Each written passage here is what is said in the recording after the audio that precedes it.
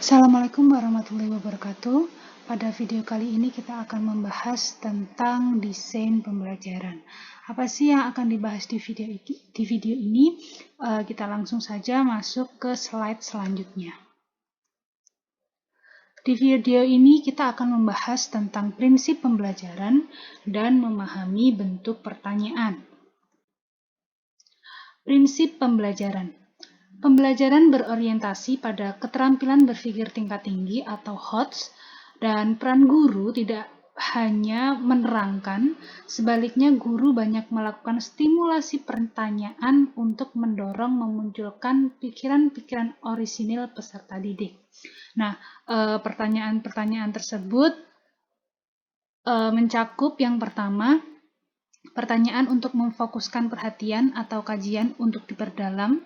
Kemudian pertanyaan untuk mendorong peserta didik berpikir menemukan alasan atau mengambil posisi pendapat. Kemudian pertanyaan untuk mengklarifikasi suatu konsep. Kemudian pertanyaan untuk mendorong munculnya gagasan-gagasan yang kreatif. Pertanyaan untuk mendorong peserta didik mencari data dan fakta pendukung. Kemudian pertanyaan untuk mendorong peserta didik mengembangkan pikiran lebih jauh dan lebih mendalam, dan pertanyaan untuk mengembangkan kemampuan mengaplikasikan aturan atau teori yang lebih umum pada kasus yang tengah dikaji. Kemudian, dalam praktik pembelajaran yang berorientasi pada keterampilan berpikir tingkat tinggi atau HOTS, pertanyaan-pertanyaan tersebut dapat diklasifikasikan ke dalam 4 macam pertanyaan yang menjadi sarana penting bagi guru untuk melaksanakan pembelajaran yang mengembangkan kemampuan berpikir peserta didik. Adapun pertanyaan tersebut adalah pertanyaan inferensial, pertanyaan interpretasi, pertanyaan transfer, dan pertanyaan hipotetik.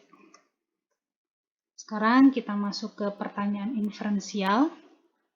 Pertanyaan inferensial adalah pertanyaan yang segera dijawab setelah peserta didik melakukan pengamatan maupun pengkajian atas bahan yang diberikan oleh guru. Ini adalah pertanyaan-pertanyaannya. Ini mencakup apa saja? Yang pertama, misalkan, apa yang saudara temukan? Kemudian, apa yang saudara ketahui dengan ini?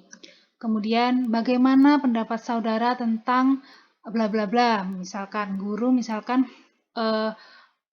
memberikan bahan tentang fotosintesis. Nah, mungkin siswa diberikan waktu atau diberikan pertanyaan, bagaimana pendapat saudara jika bla bla bla. Kemudian pertanyaan yang lain, adakah saudara menemukan kelebihan atau kelemahan apa yang saudara baca, dan seterusnya. Ini bisa kalian baca sendiri ya.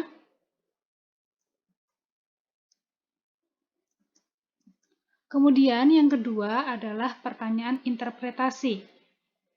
Pertanyaan interpretasi diajukan pada peserta didik berkaitan dengan informasi yang tidak lengkap atau tidak ada dalam bahan yang disajikan oleh guru, dan para peserta didik mesti bisa memberikan makna. Pertanyaan interpretasi mencakup mendorong proses berpikir. Contohnya, apa yang saudara ketahui dengan vandalisme? Apa penyebabnya? Dan bagaimana cara mengatasinya? Kemudian, struktur dan mengarahkan learning. Contohnya, ada beberapa bentuk korupsi terpaksa, tamak, dan dirancang secara berjamaah. Bentuk mana yang paling berbahaya? Kemudian membangkitkan sikap emosi, mendalami masalah, dan interpretasi. Jadi, ini masing-masing cakupan itu memiliki tipe pertanyaan sendiri-sendiri. Ini untuk pertanyaan interpretasi. Sekarang kita masuk ke pertanyaan transfer. Untuk pertanyaan transfer merupakan upaya untuk memperluas wawasan atau bersifat horizontal. Ini contohnya, apa perbedaan antara teori A dengan teori B? Kemudian, bisakah saudara menjelaskan lebih detail jawaban saudara? Apabila didetailkan, ada berapa macam gagasan saudara ini, dan seterusnya. Kemudian bisa juga mengaplikasikan ilmu pada kasus yang lain. Sekarang kita masuk ke pertanyaan hipotetik. Pertanyaan hipotetik adalah pertanyaan yang memiliki arah untuk mendorong peserta didik melakukan prediksi atau peramalan dari sesuatu permasalahan yang dihadapi atau mengambil kesimpulan. Ini adalah contoh pertanyaannya. Apa yang terjadi manakala cuaca panas dingin berubah cepat silih berganti? Bagaimana hasilnya kalau orang tidur di atas banyak paku, dan bagaimana pula kalau tidur di atas 2 atau 3 paku? Nah, ini kan mendorong peserta didik untuk mengambil kesimpulan.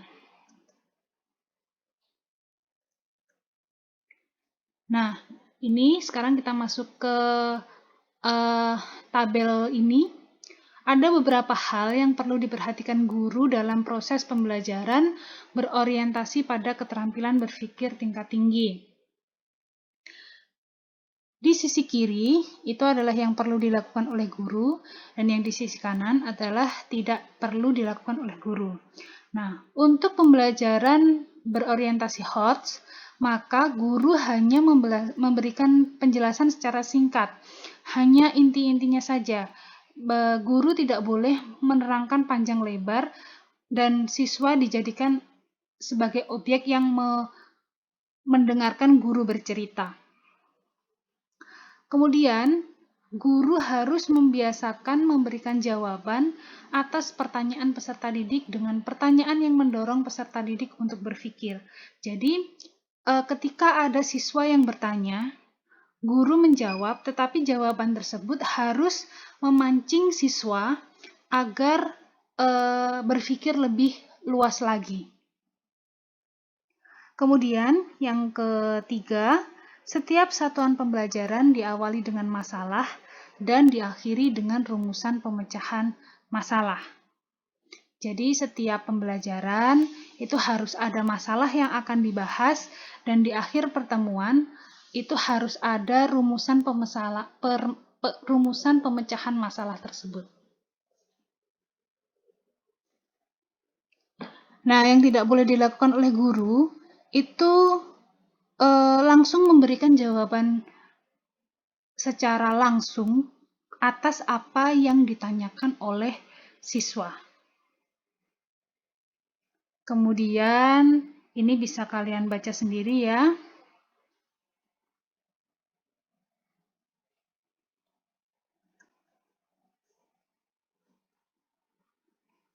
Jadi yang perlu dilakukan oleh guru itu mendorong peserta didik mengembangkan berbagai alternatif solusi dari permasalahan yang dihadapi, mendorong para peserta didik untuk mengevaluasi berbagai alternatif dan menentukan alternatif yang terbaik, dan seterusnya. Kemudian, mendorong peserta didik untuk menyusun mind mapping. Mind mapping ini penting ya, agar siswa dapat merealisasikan sistematika pengetahuan di dalam otaknya dalam bentuk gambar, diagram, simbol, persamaan, tabel, dan seterusnya.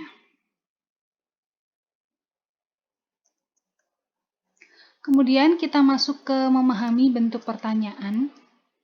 Pembelajaran berorientasi pada keterampilan berpikir tingkat tinggi pada prinsipnya melaksanakan pembelajaran agar peserta didik menemukan permasalahan yang akan dikaji dan menyusun rencana serta melaksanakan pembelajaran guna bisa memecahkan atau menemukan solusi dari permasalahan yang telah diketemukan.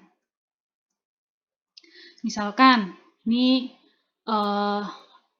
ketika kalian menjadi seorang guru, ada contoh kasus ya.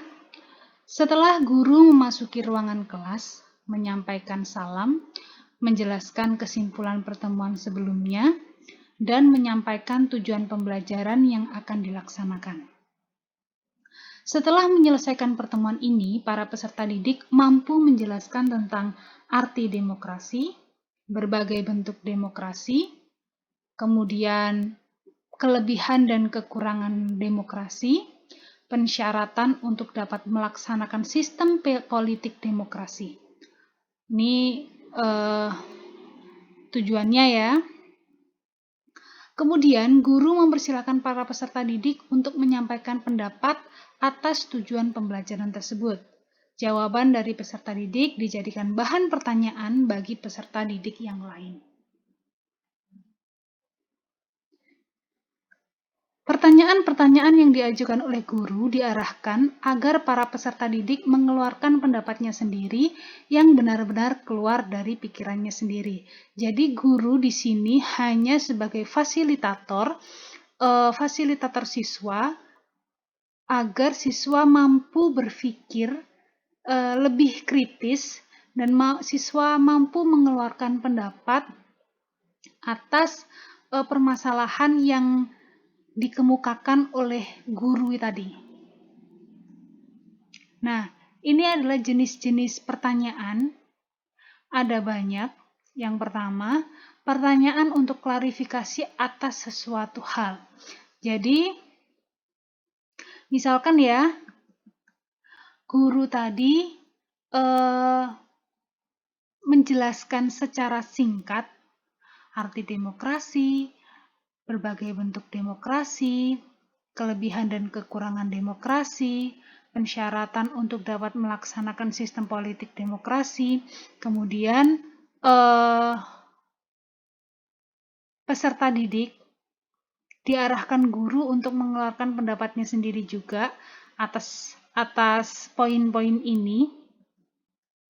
Kemudian guru memberikan pertanyaan kepada siswa yang tujuannya adalah untuk memancing siswa agar mampu mengeluarkan pendapatnya sendiri, agar mampu berpikir lebih kritis. Nah, ini adalah contoh-contoh pertanyaan yang dapat disampaikan dari topik sebelumnya. Misalkan, pertanyaan untuk klarifikasi atas sesuatu hal. Yang pertama, dapatkah saudara menjelaskan apa yang dimaksud dengan sistem politik yang demokratis?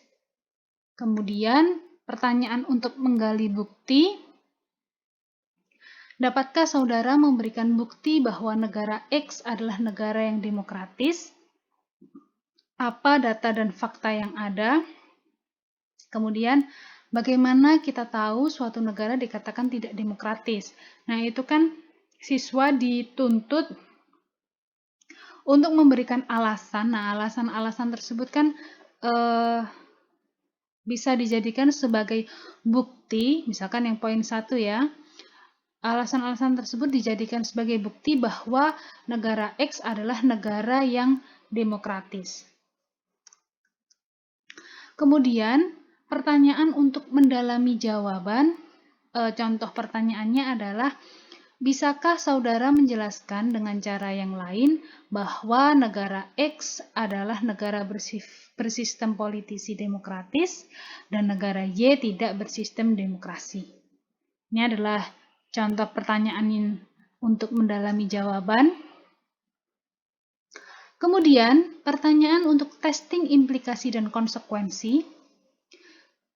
Contoh pertanyaannya, jika suatu negara semula tidak bersistem demokrasi, kemudian berubah ke sistem demokrasi, apa yang akan terjadi? Nah, ini jenis pertanyaan untuk testing implikasi dan konsekuensi.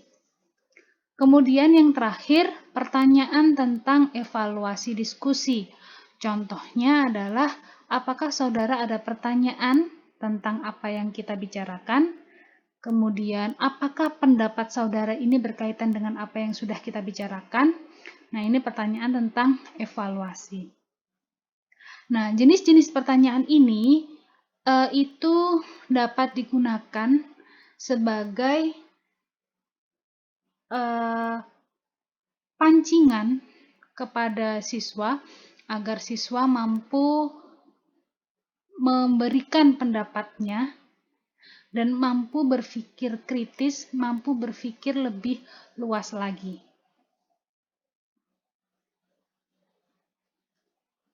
Oke, sekian untuk video kali ini. Apabila ada pertanyaan lebih lanjut, dapat kita diskusikan di grup WhatsApp. Wassalamualaikum warahmatullahi wabarakatuh.